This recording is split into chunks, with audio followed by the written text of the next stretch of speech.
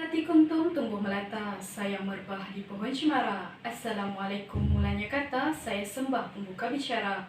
Saya Nura Adila binti Abdul Rashid, pemegang nombor metrik di 2021-2099-213, ingin mengucapkan jutaan terima kasih kepada Puan Diana binti Jumadi selaku pensyarah UBM 3252 Wacana Akademik Bahasa Melayu kerana telah berikan peluang kepada saya untuk mengetengahkan isu berkaitan buli di tempat kerja. Kerajaan diminta menangani isu membabitkan doktor pelatih termasuk kejadian buli dan terlebih kerja susulan kematian seorang doktor pelatih di Hospital Pulau Pinang baru-baru ini.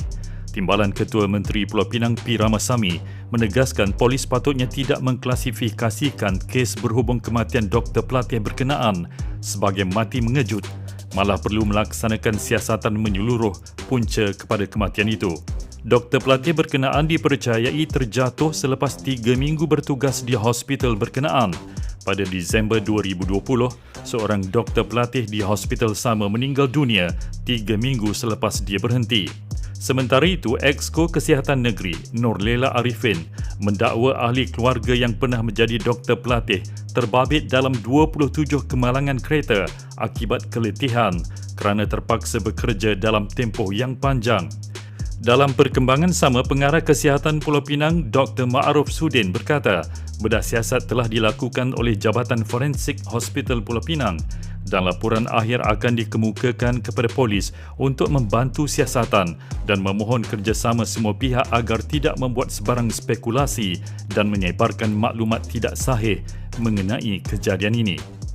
Tadi telah saya kongsikan petikan berita kes buli doktor pelatih di Hospital Pulau Pinang. Meskipun masih dalam siasatan, namun tidak dapat dinafikan kes buli turut terjadi di tempat kerja. Istilah pelakuan buli, hugutan, kekerasan, ancaman dan sebagainya mungkin terlalu baru dalam masyarakat di Malaysia. Hal ini kerana apabila istilah buli digunakan dalam perbualan, kita sering menganggapnya dalam konteks sekolah sahaja. Namun, tanpa kita sedari, gejala buli turut berlaku di tempat kerja. Apakah itu buli di tempat kerja? Buli di tempat kerja dapat didefinisikan sebagai penganiayaan pekerja yang disengajakan, berulang dan membahayakan kesihatan oleh penyelia dan rakan-rakan sekerja. Ini bermaksud peristiwa ini tidak hanya berlaku sekali sahaja, bahkan turut disengajakan dengan motif menyebabkan tekanan mental dan bahaya kepada mangsa. Hal ini amat membimbangkan kerana boleh mengakibatkan kesan serius kepada pekerja dan organisasi.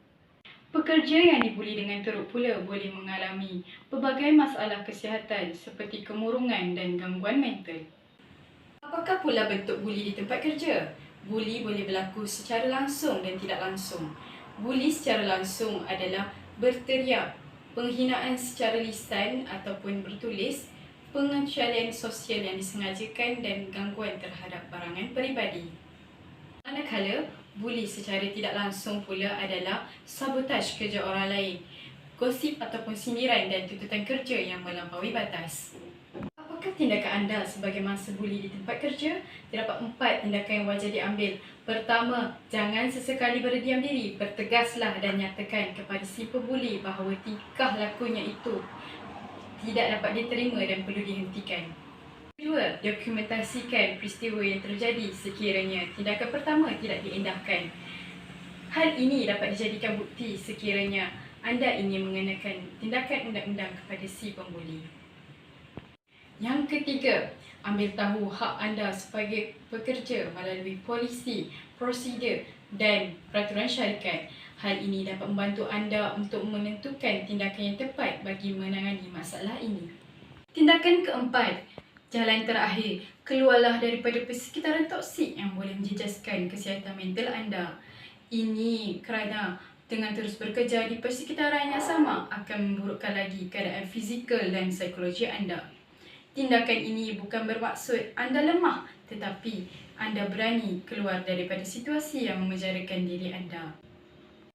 Sayangi diri anda. Jika bukan anda yang bertindak, siapa lagi? Sekian daripada saya. Terima kasih.